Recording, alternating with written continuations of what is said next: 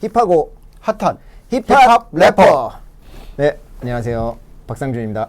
네, 안녕하십니까, 유동원입니다. 뭐 한 주간 잘 지내셨어요? 아, 예, 한 주간이 금방 지나가네요. 아니 2주 만에 뵀어요.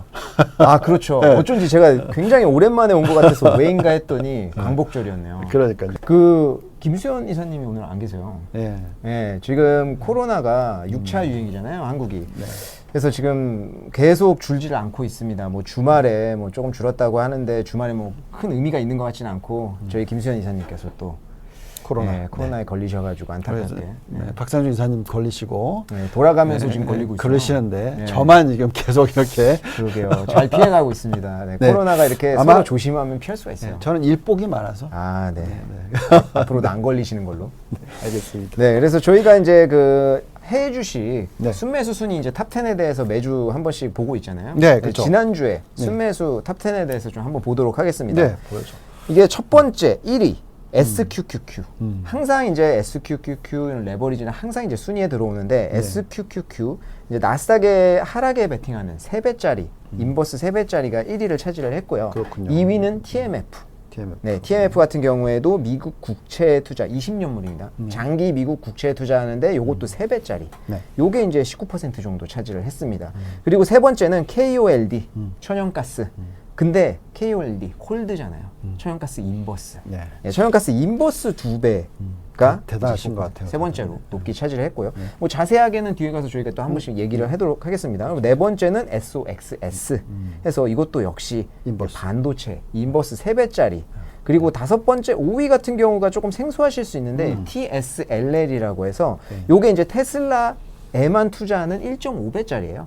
그래서 저희가 이제 그 인버스나 레버리지 많이 이용하시는 분들은 아시겠지만 디렉션이라고 이제 이쪽에 특화되어 있는 자산운용사가 있습니다. 네. 여기에서 내놓은 상품인데 여기에서 사실은 이제 종목을 투자하는 거는 이례적으로 처음 나왔어요. 그래서 네. 요번에 네 가지 상품이 나왔는데 테슬라 1.5배 롱, 그리고 마이너스 1배, 그리고 이제 그 애플을 또 특이하게 그래서 애플을 1.5배 상승 추종하는 것과 마이너스 1배 배. 추종 이렇게 네 개가 네 개가 나왔어요. 나왔어요. 그래서 지금 사실은 요 종목들 테슬라, 애플 이 특징을 보시면 아시겠지만 변동성이 장기적으로는 굉장히 오를 것을 저희가 다 알고 있지만 변동성이 좀 있는 주식이다. 그래서 애플이 그렇게 심한가요? 테슬라만큼 둘이 아니죠. 비교하자고 하면 아닌데 최근에 아무래도 조금 그런 게 있었다 보니까 아무래도 이 상품이 나온 것 같은데 저희가 안 그래도 이제 그 하나 좀 서베이를 좀 하고 싶어가지고 설문조사를 하나 하고 싶습니다. 이게 앞으로 아마 이런 개별 종목을 추종하는 이런 ETF들이 많이 나올 거예요. 그래서 필요합니다. 왜냐 그렇죠. 가격이 워낙 비싸기 때문에. 그렇죠. 그리고 사실은 개인 투자자들이 숏을 치고 싶은데 그렇게 할 수가 없다라는 것이 굉장히 제약사항이었었는데 저희 이제 시청자분들께서도 굉장히 투자에 익숙하시고 레버리지 인버스 많이 투자하시기 때문에 아마 그런 데다가 베팅하고 싶으신 분들도 계실 거예요. 그래서 저희가 댓글에 어떤 종목이 이런 상품이 생겼으면 좋겠다라는 것을 좀 적어주시면 저희가 디렉션에 좀 전달을 해보도록 하겠습니다. 그렇게 하시죠. 네, 뭐 꼭 상품이 나온다고 하는 것은 아니지만 모르겠지만, 네. 사실 저희가 거의 최초로 그런 걸 전달할 수가 있는 그런 상황이 돼서 네. 아마 좀 말씀을 드리는 거고 댓글에 그런 거 달아주시면 저희가 전달을 한번 해보도록 하고요. TSLL이 5위를 차지를 했습니다. 네. 그리고 6위 같은 경우에는 뭐 QQQ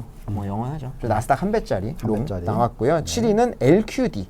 요게 투자 등급 채권 회사채에 투자를 하는 롱 ETF예요. 요게 7위를 차지를 했고요. 네. 8위 같은 경우가 존슨앤존슨이 차지했습니다. 근데 이게 사실 과거에 저희가 이제 순매수 종목 10위를 보면은 사실 개별 종목이 굉장히 많았거든요. 네. 근데 요새는 ETF 다 ETF 쪽이죠. 확실히 ETF가 굉장히 핫하다는 걸 저희가 좀 느낄 수가 있는 아마 배당 쪽으로 좀 접근을 많이 하신 것 그런 같아요. 것 같아요. 그렇죠. 네, 그리고 9위 같은 경우가 JEPI라고 해서 모건스탠리에서 제공하는 프리미엄 인컴 ETF인데 요것도 요새 좀 많이 투자를 하시는 것 같더라고요. 이것도 네. 한번 나중에 보도록 하고요. 네. 10위는 SCHD 미국 배당 ETF 이렇게 차지를 하고 있습니다. 근데 요것도 배당률이 꽤 높아요. 3% 정도 나와가지고 높죠. 예. 아무래도 고배당으로 좀 접근하신 것 같아요. 그래서 저희가 10위를 좀 10개를 좀 살펴봤는데 나오는 결론은 아무래도 이제 투자자분들께서 대세 하락장 아니면은 뭐 경기 침체, 고배당 쪽에 좀 집중하시는 거 보니까 뭐 그리고 채권 투자에도 요새 좀 관심이 있으신 것 같다. 요 10개만 봐도 최근에 흐름 그러니까요. 좋아지는 것 같습니다. 네. 그러니까 나스닥 한 배짜리랑 테슬라 1.5배짜리만 빼면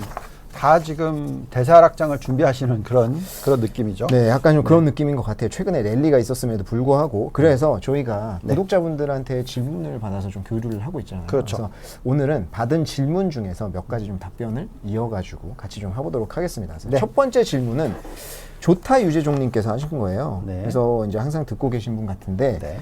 본부장님 의견과 반대로 이미 불황이다. 뭐 이런 말씀을 하셨습니다. 오늘 네. 종목만 봐도 뭐 롱은 테슬라라든지 QQQ 이렇게 있었는데 숏이 대부분이었어요. 그리고 고배당도 숏으로 어찌 보면 본다고 치면 네. 아무래도 그런 좀 움직임이 좀 많았었던 것 같는데 어떻게 생각하세요, 본부장님께서? 예, 지금 참 타이밍이 굉장히 중요하지 네. 않을까요? 지금 다들 헷갈려 하시고 네, 도대체 어떻게 해야 될지 정말 잘 모르겠다 뭐 이런 고민들을 많이 하시는 것 같아요. 그래서 왜 그러냐면 차트를 보면은 이게 딱 답이 나오는데 지금 나스닥을 일봉으로 딱 보시면은요. 저희가 이제 나스닥을 아무래도 이제 성장주들이 많이 포진되어 있는 나스닥이고 나스닥의 변동성이 훨씬 더 심하기 때문에 고점 대비해서 35%나 빠졌다가 지금 반등을 해서 거의 24% 정도 반등을 했어요. 근데 지금 많은 분들이 대세 하락장 아래에서의 반등, 베어마켓 랠리 아니냐, 네. 뭐 이렇게 이제 질문을 하고 계신 거잖아요. 근데 또 차트상으로 보통 그럴 때는 얼마까지 올라올 수 있을지 차트를 많이 보잖아요. 기술적인 분석을. 그래서 나스닥 일봉을 보면은 이 볼린저 밴드를 활용을 해서 저희가 보기도 하는데, 3개월 무빙 에버리지, 75일로 저희가 집어넣고 평균 값을 내서 그 볼린저를 띄워보면은 지금이 바닥에서 고점까지 지금 갔어요. 뭐 딱 한 2달 사이에 네. 그 정도로 올라갔습니다. 그러다 보니까 이제 여기 고점을 찍고 나서 내려오니까 이게 대세 하락장이 다시 시작된 게 아니냐, 뭐 이런 질문을 하게 되는 거고요. 또 일봉뿐만이 아니라 주봉을 보면은 주봉으로 보면은 볼린저 밴드를 보면 아직까지 한참 더 가야 돼요. 전 고점을 뚫을 수도 있다라고 나오지만 만약에 이게 베어마켓이라고 생각한다면 여기 보시면은 이 보라색 선이 있는데 그 보라색 선이 121선을 찍고 위로 살짝 올라갔다가 지금 떨어지고 있어요. 그래서 똑같이 주봉으로 보더라도 이게 지금 이제 끝난 게 아닌가, 뭐 이런 걱정들을 많이 하고 계십니다. 예. 여기에 대한 저희가 답변을 드리자면 저희는 아직까지는 차익 실현을 하는 타이밍은 아니다라고 생각하고 있어요. 왜냐하면 경기 침체가 올 거라는 완벽한 시그널들이 다 오지는 않았기 때문에 물론 그 가능성이 높아지고 있는 건 사실이에요. 그렇지만 지금 당장은 경기 침체가 오지 않을 것이다 라고 생각하시는 것이 맞고 빨리 오더라도 내년 말쯤 돼야지 올 거다. 그렇다면 지금부터 1년 반 정도의 시간이 남아있다라고 생각하는 거거든요. 그래서 아무리 못해도 이번 장은 여기서 이제 끝나는 게 아니고 네. 다시 이제 하락을 좀 하고 나면 다시 상승할 수 있는 그런 여력이 생길 거고 아마도 이제 9월 21일 날 미 연준 미팅이 지나고 나면 아마 힘이 좀 생길 수 있다고 생각하고요. 또 실적이 3, 4분기 실적이 발표될 때도 또 힘이 좀 생길 수 있다고 생각합니다. 그래서 아무리 못해도 내년 상반기, 그러니까 내년 1월, 2월까지 추가적인 상승을 더 할 수 있지 않을까라고 생각하고 있어서 지금 인버스 정말 대담하신 것 같아요. 예, 너무 네네. 세게 좀 가시는 것 같은데 게다가 그냥 인버스들이 아니라 막 2배짜리, 3배짜리 이런 거를 투자를 하고 계시기 때문에 이게 해징 차원이면 모르겠는데 네. 보니까 이 KOLD라는 것도 있었잖아요. 예. 예, 이거는 천연가스. 천연가스는 해징이 아니잖아요, 이거는. 그쵸, 사실 천연가스가 배팅, 달러니까 예, 지금. 그냥 배팅을 하시는 거죠. 그래서 저는 이것도 정말 리스크가 높다. 좀 이따가 다시 더 자세하게 설명을 해드리겠지만 어쨌든 인버스의 레버리지 이거는 정말 노노다. 제발 그렇게는 투자는 하지 마시라고 좀 조언을 해드리고 싶습니다.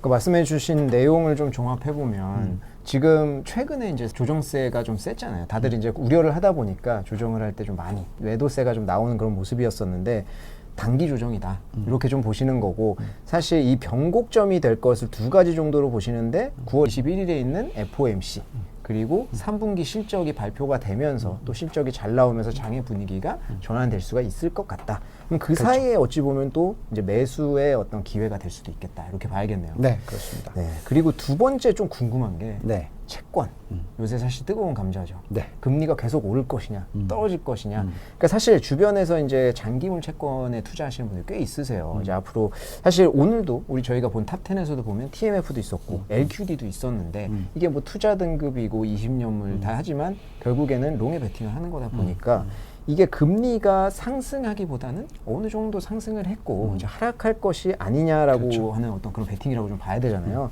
본부장님께서 이제 그 미국 10년물 급지 금리에 대해서 3에서 3.5% 정도 이렇게 이제 제시를 하셨는데 네. 어떻게 그거는 아직도 좀 유효한 건가요? 네. 제 생각은 큰 변화가 없어요.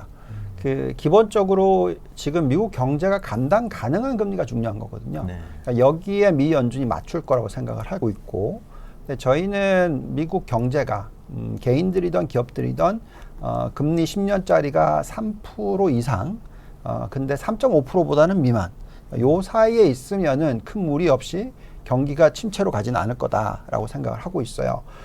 근데 이제 많은 분들이 지금 베팅을 금리가 떨어질 거에 생각을 하면서 이제 투자를 하시는 이유, 네. 이런 채권에 투자하는 이유를 생각해 보면 그만큼 경기 침체라든지 경기 둔화가 좀 빠르게 일어날 거다라고 생각하는 거죠. 사실 지금 인플레이션이 8.5%잖아요. 맞습니다. 근데 채권 어떻게 투자하는지 잘 모르겠지만, 네. 그거 무슨 얘기냐면 많은 분들께서 이미 경기가 빠르게 침체할 거다, 뭐 이렇게까지도 걱정을 하시는 거고, 아니면 뭐 스태그플레이션이라고 얘기를 하면서 인플레이션을 뺀 숫자, 인플레이션은 계속 일어나고 경기는 침체하고 뭐 이렇게 얘기를 하시는 것 같아요. 이제 그 부분에 있어서 저희가 장단기 금리 차트를 좀 많이 보잖아요. 제가 이 얘기는 2018년부터 정말 많이 해드렸기 때문에 많은 분들이 좀 보고 계신데, 미국의 장단기 금리 차가 지금 10년 마이너스 2년짜리가 계속해서 마이너스에 유지가 되고 있어요. 네. 근데 이제 이걸 따라가고 있는 게 10년 마이너스 3개월짜리인데 이것도 거의 살짝 0 찍었다가 다시 올라와서 0.24예요. 근데 요것만 보고 있으면은 지금 채권 가격이 올라갈 거다, 금리가 빠질 거다에 베팅하시는 게 맞을 수는 있겠으나 그게 이제 장기 쪽이겠죠. 네. 단기는 계속 올라갈 거니까. 그렇지만 저희는 이 부분에 있어서는 최근에 또 다시 장기 금리가 올라가죠. 네. 예, 그러면서 시장이 좀 조정을 받고 있는데 계속 말씀을 드립니다만 감당 가능한 금리가 중요하다. 근데 그 감당 가능한 금리는 3.5%까지는 감당 가능하기 때문에 채권 금리가 지금 현재 3% 정도 수준인데 10년짜리가 미국이 3.5%까지도 갈 수 있다라는 것을 생각을 한다면 네. 지금 조정이 있을 때 오히려 채권 금리는 올라갈 거라는 거죠. 그래서 이런 채권 관련된 상품의 투자는 지금 타이밍에서는 적절하지 않은 것 같다라고 말씀을 드리겠고요. 네. 그 다음에 이제 우리가 기본적인 시나리오를 보더라도 금리가 이제 3.25 정도까지 가면 그때부터는 더 이상 올라가지 않을 것 같아요. 그렇다면은 그때부터는 또 시장이 좋아질 수 있는 환경이고 그때부터는 또 채권에 대한 투자도 적절할 수 있겠죠. 네네. 지금보다 0.3 정도 더 올라가면 그렇다면 이제 그때부터는 조금 사도 된다고 생각하는데요. 저희가 지금 이 연준의 어떤 이 매파적인 구조를 생각한다 하더라도 증시는 계속해서 추가적으로 상승할 수 있는 여건이 내년 초까지는 있을 수 있다. 그래서 미국 증시 흐름도에 있어서 내년 초까지는 주식에 대해서도 팔지 마시라는 거고 채권에 대해서는 조금 기다렸다가 금리가 좀 더 올라가면 사시라는 그런 말씀을 해드리고 있고요. 또 중요한 것은 결국은 이제 인플레이션이 얼마나 떨어지느냐에 따라서 채권의 매력도가 생기는 건데 네. 지금 인플레이션이 지난달에는 전달 대비해서 거의 그러니까 상승이 없었어요.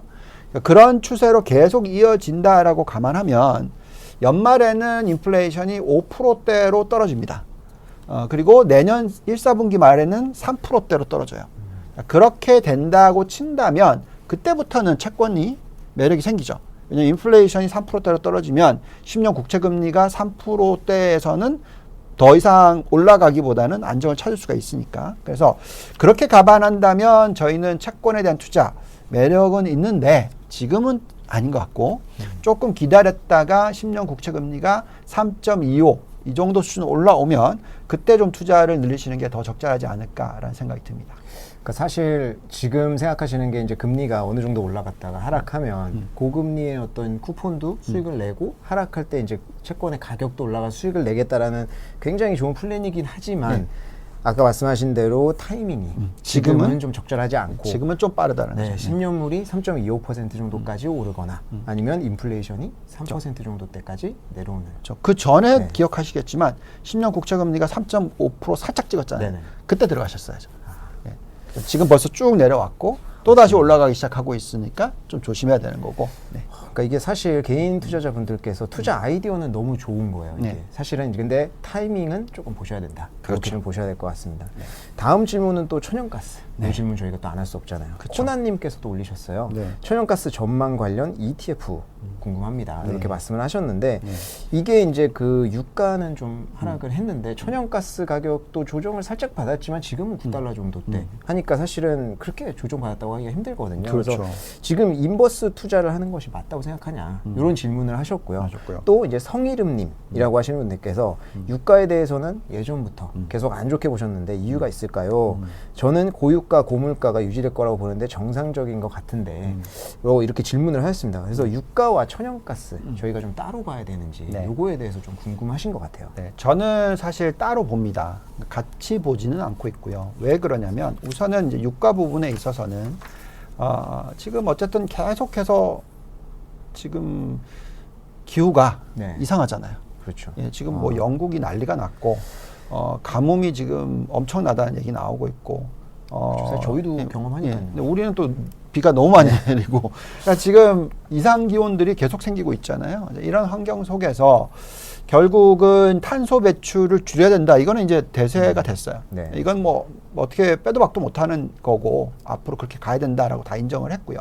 자, 근데 이제 그것을 가는 과정에 있어서 결국은 너무 비용이 비싸질 수 있으니까 인플레이션을 너무 야기시키고 이게 이제 유럽 쪽에 지금 천연가스 가격이라든지 문제가 생기고 또 네. 여기서 게다가 우크라이나 러시아 전쟁 계속 있으니까 네. 석유 가격이 너무 치솟았었던 때가 생겼고 그러다 보니까 지금 자꾸 다 같이 연결시켜서 헷갈리고 있는 거죠. 네. 우선은 유가만 딱 떼놓고 얘기를 합시다. 결국 이거는 지금 전쟁 때문에 그런 거죠. 러시아 우크라이나 전쟁 때문에 그런데 차트를 보면은 WTI 유가 선물로 기준으로 보면은 엄청나게 마이너스로 갔었던 적이 있었죠. 네. 그리고 나서 급등을 해서 어디까지 올라왔냐면 중국이 정말 설비 투자를 엄청나게 많이 하고 부동산 투자 많이 했던 시기 2011년 이때의 고점을 뚫고 올라갔었어요. 전쟁이 딱 일어나니까. 네. 그러고 나서 그 고점에서 지금 내려오고 있는 상황이고요. 그만큼 또 탄소 배출이 제로로 간다. 즉 중국도 투자를 열심히 하는데 다 지금 자동차는 전기차로 가잖아요. 그렇죠. 그쪽이 경쟁을 해서 이겨야 된다고 생각하니까. 그러니까 결국은 이 수요 부분에 있어서 석유 수요가 자동차와 트럭이 전체의 40%나 돼요. 그렇기 때문에 가솔린에 대한 수요는 앞으로 크게 늘어나기는 어렵다. 이렇게 보신다면 계속해서 이 가격이 앞으로 떨어질 수 있는 가능성. 거기다가 중국의 지금 경제 활동을 보시면은 산업 생산, 그 다음에 소매 판매, 뭐 고정자산 투자 모든 부분들이 네. 다 지금 경기가 너무 화랑일 수 있을 가능성은 없다. 지금 중국도 부양책을 쓰고는 있으나 어느 정도 안정적인 성장으로 가는 것이지 그렇다라는 것은 그만큼 석유에 대한 수요, 그러니까 석유 수요 1등국이잖아요, 중국이. 네, 그렇죠. 그쪽의 수요가 어느 정도 좀 한계가 있다라는 거죠. 자, 그렇다면은 석유 가격은 아마도 중장기적으로 75달러까지는 계속 하락할 수 있고 또 그렇게 되어줘야지만 인플레이션에 대한 영향은 낮아질 수가 있다라는 거고요. 지금 어쨌든 간에 이 석유 가격에 가장 영향을 많이 미치는 수요 국가는 이미 미국이 아니라 중국이다. 그죠? 중국이 지금 이미 훨씬 더 수입을 많이 하고 있기 때문에 차트로 보더라도 확연하게 지금 크로스오버가 일어났거든요. 2012년부터 그렇게 됐습니다. 그래서 그런 부분을 생각하시면서 석유 가격은 경기와 상관없이 어쨌든 전체적인 큰 그림으로 봤었을 때 수요와 이 공급에 따라서 가격이 올라가기보다는 하향 안정화가 될 거다라고 생각하고요. 다만 천연가스는 좀 다릅니다. 지금 천연가스 가격을 보고 있으면은 유럽 쪽이랑 미국 쪽이랑 갭이 엄청나게 벌어졌어요. 이게 왜 그런 현상이 일어나고 있냐면 러시아가 가스 공급을 막았죠. 그러니까 유럽 쪽이 지금 엄청나게 가스가 필요한데 이거를 미국이 대주고 있어요. 미국이 이제 LNG선을 통해서 예. 이렇게 하죠. 그러니까 우리나라 또 조선 업종도 좋아지는 그런 부분이 생기는 거죠. 근데 지금 보면 갭이 엄청나게 커요. 그래서 미국 쪽이 가격이 빠질 것 같아 보이지는 않는 거죠. 지금 이미 유럽 쪽은 너무 과하게 올라가 있는 상황이고 네. 미국 쪽도 지금 높은 가격이지만 그 괴리가 벌려져 있기 때문에 떨어지기보다는 어쨌든 이 가격대에서 유지되지 않을까 하는 생각이고요. 지금 뭐 독일 같은 경우 뭐 전체적인 유럽 쪽 다 지금 보면 에너지 가격이 많이 올라가 있는 상황이고 이게 크게 어떤 변화가 생길 것 같아 보이지는 않습니다. 그래서 독일 전체적으로 지금 이 가스 가격이 얼마나 올라갔는지 계산해 보면은 딱 1년 전 대비해서 5배.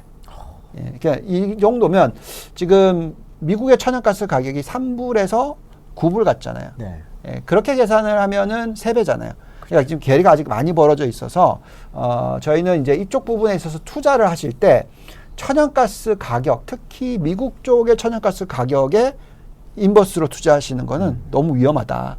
정말 조심하시라는 말씀을 드리겠고 반면에 계속해서 신재생 에너지에 대한 수요는 좋아요. 그래서 저희가 이제 분리를 하자면 석유보다는 천연가스, 또 천연가스보다는 신재생 에너지. 자, 이런 식으로 포트폴리오를 구성하시는 게 좋겠다고 생각하고 있고, 그런 포트폴리오를 구해보면은 지금 현재 신재생 에너지 아래에서 결국은 신재생 에너지는 미국 쪽이 아니고, 아시아 국가나 유럽 쪽이죠. 왜냐하면 그만큼 거기에서는 생산을 더 많이 하는 거고요. 그렇죠. 석유 쪽은 미국이 더 많이 하는 거고요. 그래서 천연가스는 미국, 근데 신재생 에너지는 중국과 한국, 또 유럽 이런 쪽. 네. 그래서 저희가 좋은 종목을 쭉 뽑아보면은 11개를 뽑아봤었을 때 대부분이 중국이고 그 다음이 한국 그리고 나서 이제 미국이 온다는 거죠. 그래서 지금은 저희는 이 구성을 에너지에 대한 투자는 정말 중요합니다. 네. 타이밍이 정말 중요하고 에너지 투자는 꼭 해야 되는데 지금 현재 타이밍에서 에너지 안에서도 적절하게 잘 구분을 해서 고유 에너지 석유, 천연가스, 신재생 에너지 이렇게 잘 구분하셔서 포트폴리오 구성하시라는 말씀을 드리겠습니다. 네, 그러니까 사실 뭐 저희가 천연가스에 대해서 다룬 적도 있는데 있잖아요. 네. 그죠? 그러니까 종목 그때 잘 골라주셨고. 네, 그쵸. 얘기하기도 좀 저는 어렵지만. 그러니까 미국에서 지금 어찌 보면은 유럽으로 LNG 아까 말씀하셨는데 쥐어 짜서 수출하는 수준이고 이제 거의 그러니까. 미국 내에서 소화가 다 되는 상황에서 쥐어 그러니까요. 짜는 수준이기 때문에 아까 말씀하신 것처럼 괴리가 조금 멀어지기는 쉽지 않겠다라는 거에 저도 굉장히 공감을 하는 바이고 네. 말씀하신 대로 이제 석유랑 천연가스는 따로 봐야 된다.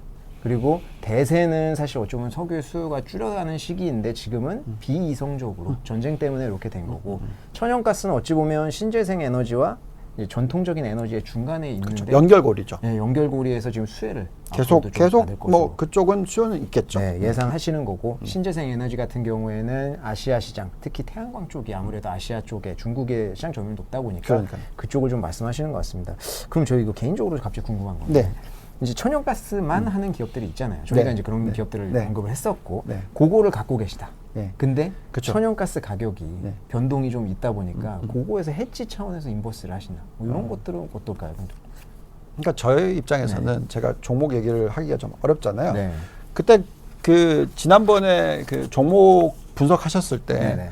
그 손익분기점이 몇 달러였죠?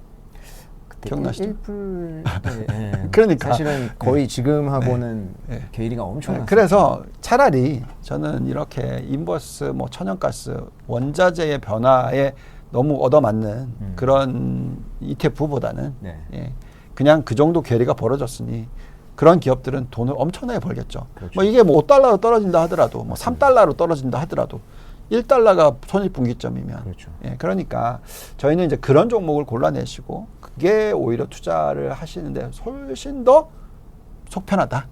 예, 잠 잘 주무실 수 있으니까. 네. 네, 그런 그게 상황에도 더, 해지는 좀 힘들다. 해지, 예. 사실은 이게 이거는 비중을 또 이렇게 정해서 하시는 것도 쉽지는 않을 거예요. 네, 그렇기 어렵습니다. 때문에 그쪽은 조금 지양하시는 게 좋을 것 같습니다. 다음 질문으로 이제 그 ETF 쪽에 대해서 좀 질문하신 분들 계세요. 네. 이제 HYJ님께서 네. 뭐 9번, 10번 아까 이제 9번째, 10번째 말씀하시는데 요 배당 ETF가 최근 눈에 많이 들어오긴 하는데 어떻게 생각하시나요? 이렇게 하셨고 또 김봉달님께서 저희 아까 앞에서도 봤던 JPI. 그쵸. 요게 이제 유행하는데 과연 안정적일까요? 말씀을 하셨습니다. 이게 그러니까 JP모검, JP모검에서 이제 앵커 플러스 고배당이란 이제 매력을 느낀다는데 과연 좋은지 의문입니다. 이렇게 말씀하셨고 최근에 유튜브에서 많이 이제 밀고 있나 봐요. 밀고 그래서 있나 보죠. 너무 유튜브에서 밀고 있는 사람이 많아서 이게 단순 유행인지 아니면 뭐 수익 구조나 뭐 이제 분배금 구조가 탄탄한지 궁금하다. 이렇게 좀 질문을 남겨주셨어요. 네.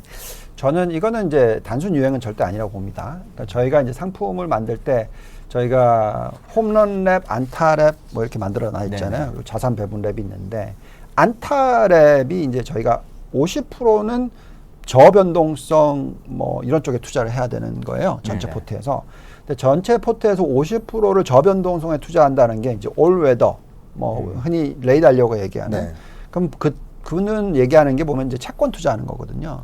근데 채권에 투자를 저는 못 하겠더라고요. 왜냐하면 채권 금리가 너무 낮아져 있어서 채권 가격이 너무 고평가되어 있다고 생각했기 때문에 네. 그래서 지난 2년 동안에 만약 채권 투자했으면 큰일 났었죠. 마이너스 30%뭐 이렇게 되니까. 그래서 저희는 그 채권을 사질 않고 대신에 고배당주로서 대처를 했어요. 변동성이 적고 배당이 더 많은.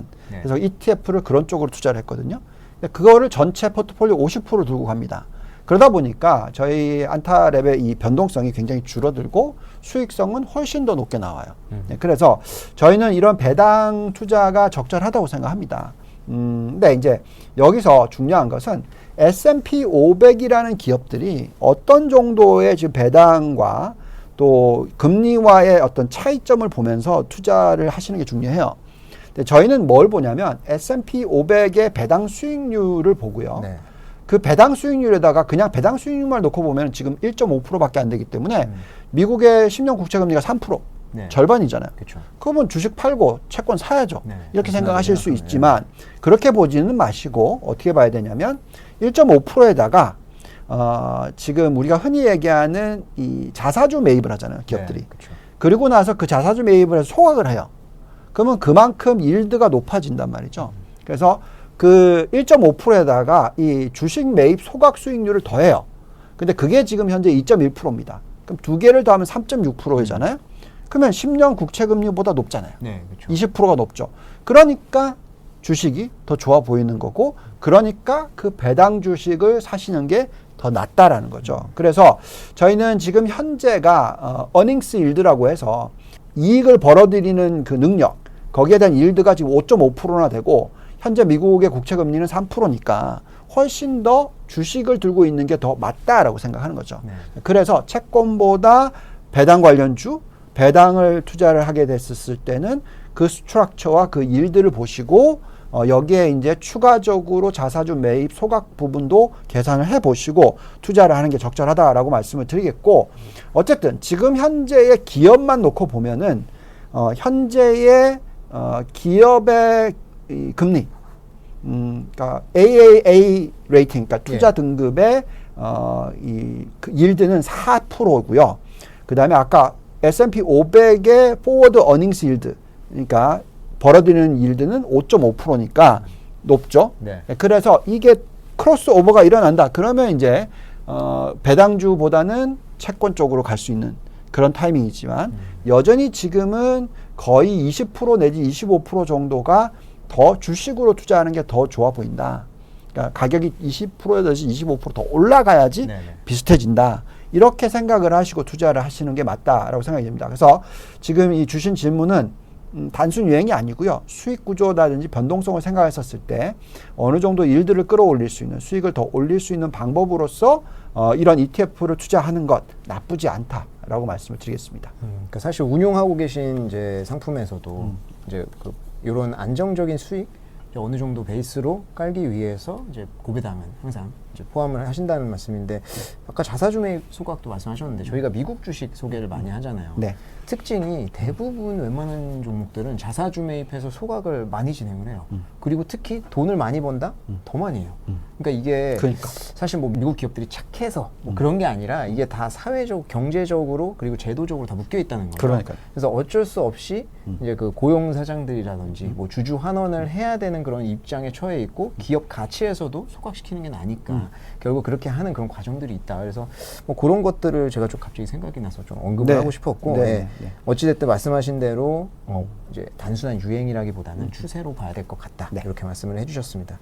그리고 이제 그 다음 질문 마지막 질문이죠. 예, 네. 길게 좀 써주셨는데 요한님께서 이제 미국의 펀더멘탈은 아직 괜찮게 나오고 있지만 중국, 유럽이 휘청하는 상황에서 미국 경기도 꺾이는 타이밍이 점점 앞당겨질 것 같은데 좀 더 거시적인 관점에서 본부장님의 의견이 궁금합니다. 이렇게 말씀해 주셨고 세계에서 미국 혼자가 버티고 있는 느낌이다. 예, 과연 이게 2023년 내년에도 지속이 가능한가라는 생각이 되신다고 이렇게 말씀해 주셨고 H흐아님께서 달러 지수가 무섭게 오르네요. 계속 오르고 있죠. 언젠가는 달러 강세가 꺾일 텐데 달러 강세가 진정되는 흐름으로 진행될 경우에 일반적으로 뭐 대만이나 이런 신흥국 증시에 좋게 작용하는 것으로 알고 있다. 그런데 반면에 TSMC 같이 이제 달러를 벌어들이는 수출 위주의 기업 우리나라 같은 경우 삼성전자도 그렇죠. 사실은 요거는 이제 한국에도 당연히 그런데 강달러 상황에서 이제 쏠쏠한 재미를 보고 있는 것 같은데 달러 강세가 꺾이면 TSMC 같은 달러를 벌어들이는 기업들에게는 어떤 영향을 미칠지 궁금합니다. 결국 유럽 경제가 불안하다라고 말씀을 하셨고 여기에 이제 달러 강세가 더해지고 하는 상황에서 미국 주식만 버틸 수 있을까요? 이제 공통적으로는 좀 요거에 네. 대해서 그쵸. 말씀하시는 거죠. 이게 진짜 재미있는 질문이에요. 이게 우리가 지금 자꾸 생각해 보면은 어느 쪽이 너무 안 좋아.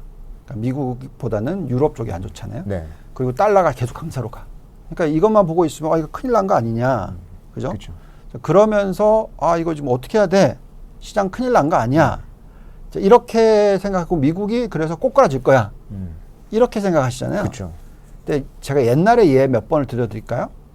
옛날 80년대 보시면은 계속해서 달러가 강세로 막 갔어요. 네. 달러가 엄청난 강세로 갔었어요. 그러니까 이제 큰일 나니까 미국이 어떻게 했어요? 해서 독일 보고 일본 보고 네. 플라자 합의 딱 해서 평가절하 확 시켰죠. 그렇죠. 지금까지도 영향을 받고 예. 있는. 그러면서 어떻게 됐습니까? 일본 증시 날라갔고요. 증시들이 다 다시 날라갔어요. 자, 미국도 지금 달러 강세가 이렇게 계속 가면은 싫어요. 그렇죠. 이건 너무 부담스러워진단 말이죠. 그래서 오히려 뭔가 액션을 취해서 달러를 약세로 만들려고 하는 환경을 만들 거예요. 그렇기 때문에 지금 너무 지금 달러 강세로 가는 부분에 있어서 오히려 반대로 생각하셔야 되는 거죠. 뭔가 어떤 액션이 취해지면서 네. 달러가 약세로 가고 이에 따라서 신흥국이던 상대적인 국가들의 주가들은 급등을 할 수 있는 그런 타이밍이 올 수도 있다라는 거죠. 네. 또 98년도에서 2000년도 닷컴 버블이 왜 만들어진지 아세요? 계속해서 아시아 국가들의 경기가 너무 안 좋아. 우리나라 IMF 터지고 막 아시아 국가들 엉망진창이 되고 그러니까 미국이 그래? 그럼 우리가 좀 도와줄게. 그러면서 미 연준이 금리를 많이 올리다가 갑자기 금리를 확 내렸어요. 네. 그러니까 달러가 약세로 가면서 그게 모든 게 이제 급등을 하는 그러면서 닷컴 버블이 일어났단 말이죠. 자, 지금이 저는 오히려 유럽이 저렇고 달러가 강세로 가고 있으니까 이게 미국이 쫓아가면서 폭락이 일어날 거야 걱정하시기보다 오히려 생각의 전환을 가져보시면 어떨까? 역발상으로 오히려 반대가 일어날 가능성이 지금 높아지고 있는 거 아니냐. 저는 이런 생각을 하면서 막 뒷골이 약간 찌릿찌릿한 그런 느낌이 올 때가 있거든요. 그래서 저희는 지금 이 타이밍에서 그걸 걱정해서 주식을 던지는 거 아니다 라고 말씀을 드리겠고요. 지금 달러 지수 한번 보실까요? 거의 보면은 아시아 금융위기 터졌을 때 이렇게 훅 떨어졌을 때가 있어요. 네. 여기도 다시 한번 훅 떨어뜨릴 수 있는 타이밍이 올 수도 있다라는 거고요. 미 연준이 아마 금리를 더 이상 인상을 안 한다 라는 뉴스가 딱 나오잖아요. 그럼 바로 그런 현상이 일어날 거예요. 그리고 여기에 또 유럽 쪽으로 봤었을 때 유럽이 그럼 엄청나게 걱정스럽냐? 네. 걱정은 스럽습니다. 왜냐하면 PPI, 그러니까 생산자 물가지수가 너무 많이 올라갔고 또 천연가스 문제가 생기고 있지만 여전히 지금 유로존의 정부 부채 비율은 물론 뭐 이탈리아라든지 스페인이라든지 이런 안 좋은 국가들이 있기는 하지만 그리스라든지 전체로 보면은 95% 수준, 100%가 안 돼요. 미국이 얼마인지 아시죠? 140%. 네. 그러니까 훨씬 더 미국이 높아요. 그렇기 때문에 지금 현재의 환경에 있어서는 어느 순간에 갑자기 훅 바뀌면 달러 약세, 유로 강세 이렇게 갈 수가 있어요. 그러면서 시장이 급등을 하는 모습으로 변해버릴 수도 있습니다. 그래서 저희는 오히려 지금 타이밍에서 대세 하락장을 걱정하기보다는 이런 어떤 흐름의 변화가 생길 수 있는 가능성이 9월 달에 올 수도 있으니 계속 이걸 요의주시하시면서 주식을 들여다보시고 그래서 지금은 주식을 팔 타이밍은 아니다. 그래도 좀 한 템포 늦추셔서 기다려보시고 경기 침체 일어날 거니까 지금 이제 폭락장 올 거야. 지금 다 던져. 이렇게 하지 마시고 네네. 자꾸 좀 역발상 아이디어를 생각해 보실 만한 타이밍이다. 라고 말씀을 드리겠습니다. 오늘 전반적으로 저희가 이제 탑10을 봤을 때 네. 시장에서 경기 침체라든지 뭐 이런 쪽에 좀 우려가 많이 있는 거를 저희가 확인을 했는데 오늘 전반적으로 말씀해 주신 내용을 좀 종합을 해보자면 네. 좀 이럴 때일수록 침착하고 이제 지표를 좀 뜯어보면서 객관적인 시각으로 좀 볼 필요가 있고 역발상도 오히려 한번 생각해 볼 수 그렇죠. 있다라고 좀 말씀을 해주신 것 같습니다. 그래서 오늘 저희가 이제 뭐 긴 시간 동안 또 이렇게 말씀을 해주셨는데 네. 감사드리고요. 저희가 다음 주에는 오실 수 있을까요, 김수현 이사님께서? 그때 오시겠죠. 네. 김소연 이사님께서 좀 진행 또 해주시겠죠. 네네. 오늘 너무 수고하셨는데 그때는 또 역시 또 제가 또 잘하시는 분께서 네. 이제 진행을 하도록 그렇게 하도록 하겠습니다. 네, 오늘 감사드립니다. 네, 감사합니다.